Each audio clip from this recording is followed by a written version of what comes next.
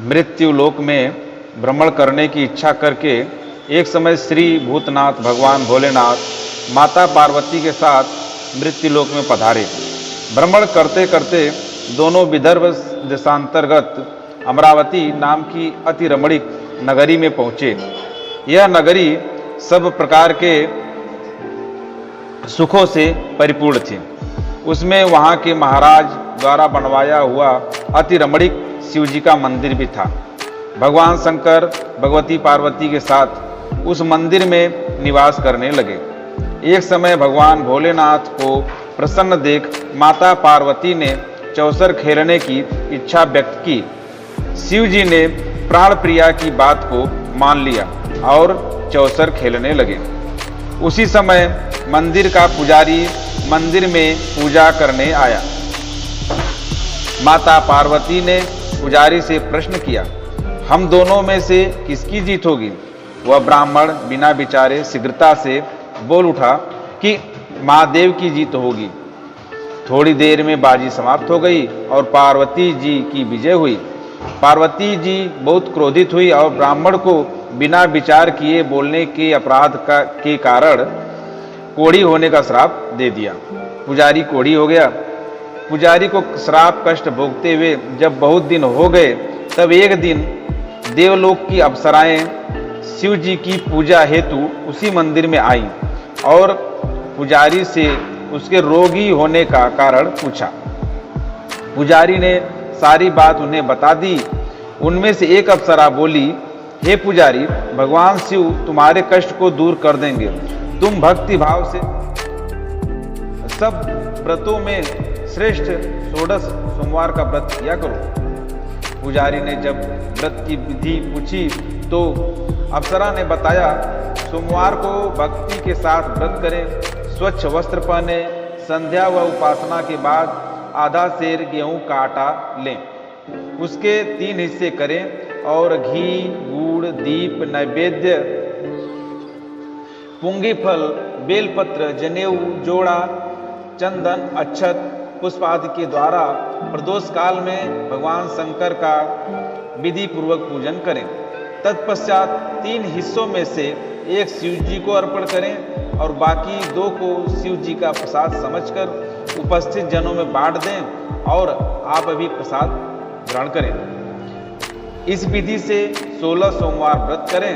17वें सोमवार को पाव सेर पवित्र गेहूं के आटे की बाटी बनाएं। भगवान भोलेनाथ को भोग लगाकर उपस्थित भक्तों में बांटें। इसके बाद कुटुंब सहित प्रसाद लें। ऐसा करने से आपके सभी मनोरथ पूर्ण होंगे। ऐसा कहकर अप्सराएं चली गई। ब्राह्मण ने यथाविधि 16 सोमवार व्रत किया तथा भगवान शिव की कृपा से रोग मुक्त होकर आनंद से रहने लगे। कुछ दिन बाद शिव जी और पार्वती फिर उस मंदिर में पधारे। ब्राह्मण को निरोगी देख पार्वती जी ने ब्राह्मण से रोग मुक्त होने का कारण पूछा तो ब्राह्मण ने 16 सोमवार व्रत की कथा सुनाई। पार्वती जी अति प्रसन्न हो ब्राह्मण से व्रत की विधि पूछकर स्वयं व्रत करने लगी। व्रत करने के फलस्वरूप उनके रूठे पुत्र कार्तिकेय माता के आज्ञाकारी हो गए। उन्होंने अपने हृदय परिवर्तन का भेद माता पार्वती से पूछा, फिर स्वयं भी मित्र मिलन की इच्छा से यह व्रत किया। उनसे मित्र ने जब आकस्मिक मिलन का भेद पूछा तो कार्तिकेय जी ने उन्हें भी 16 सोमवार का व्रत महात्म्य बताया। तब मित्र ने भी यह व्रत किया और भगवान शिव की कृपा से उसका विवाह एक राजकुमारी से हो गया। एक दिन राजकन्या ने पति से प्रश्न किया, हे प्राणनाथ, आपने ऐसा कौन सा भारी पुण्य किया था जिसके प्रभाव से मेरा आपसे विवाह हुआ? ब्राह्मण बोला, हे प्राण प्रिय, मैंने 16 सोमवार का व्रत किया था जिसके प्रभाव से मुझे तुम जैसी गुणवती पत्नी प्राप्त हुई। व्रत की महिमा सुन राजकन्या भी पुत्र की कामना करके व्रत करने लगी। शिव जी की दया से उसके गर्भ से एक अति सुंदर, सुशील, धर्मात्मा और विद्वान पुत्र उत्पन्न हुआ। माता पिता दोनों उस देव पुत्र को पाकर अति प्रसन्न हुए और उसका लालन पालन भली प्रकार से करने लगे। जब पुत्र समझदार हुआ तो माता पिता को यह देखकर वह भी राज्याधिकार पाने की इच्छा से हर सोमवार को व्रत करने लगा। व्रत शुरू होने के बाद ऐसे संयोग बने कि पड़ोसी राजा की पुत्री के साथ उसका विवाह हो गया। वृद्ध राजा के दिवंगत हो जाने पर इसी ब्राह्मण युवक को सिंहासन पर बैठाया गया, क्योंकि दिवंगत राजा के कोई भी पुत्र नहीं था। राज्य का उत्तराधिकारी होकर भी वह ब्राह्मण पुत्र 16 सोमवार का व्रत करता रहा। जब 17वां सोमवार आया तो विप्र पुत्र ने अपनी प्रियतमा से पूजन सामग्री लेकर शिव पूजा के लिए शिवालय चलने को कहा, परंतु उसकी पत्नी ने उसकी आज्ञा की परवाह न की। दास दासियों द्वारा सब पूजन सामग्री शिवालय भिजवा दी, परंतु आप नहीं गई।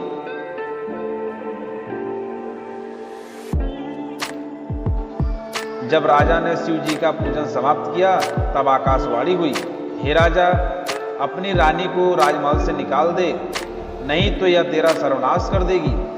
आकाशवाणी सुनकर राजा के आश्चर्य का ठिकाना नहीं रहा।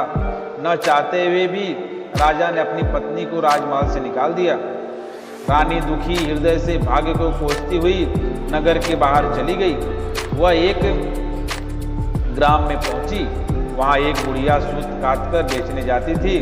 रानी की करुण दशा देखकर वह बोली, चल तू मेरा सूत बिकवा दे, मैं वृद्ध हूँ, बोझ नहीं उठाया जाता। रानी ने बुढ़िया के सिर से सूत की गठरी उतारकर अपने सिर पर रख ली।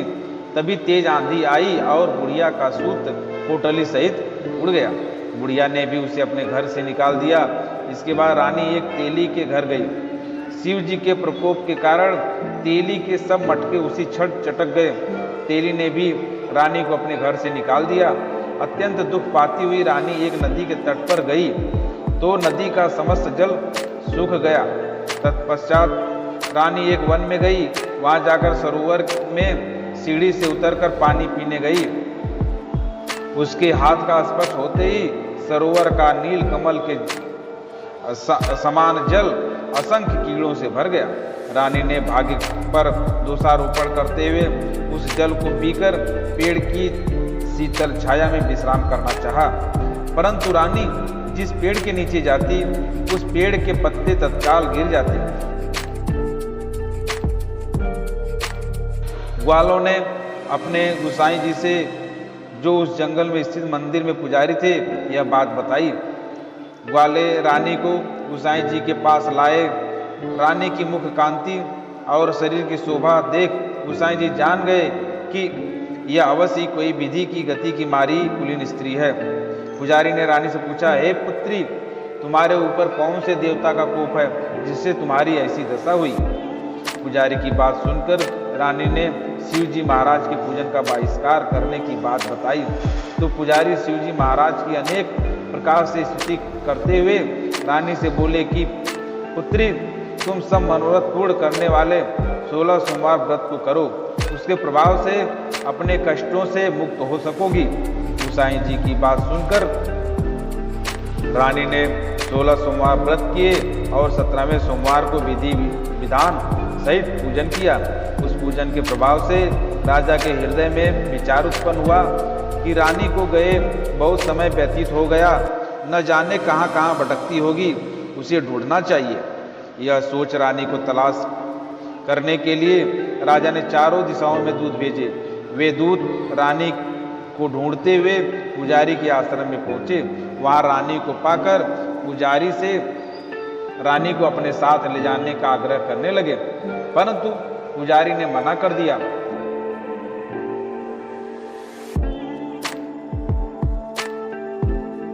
दूत चुपचाप लौट आए और महाराज को रानी का पता बतलाया।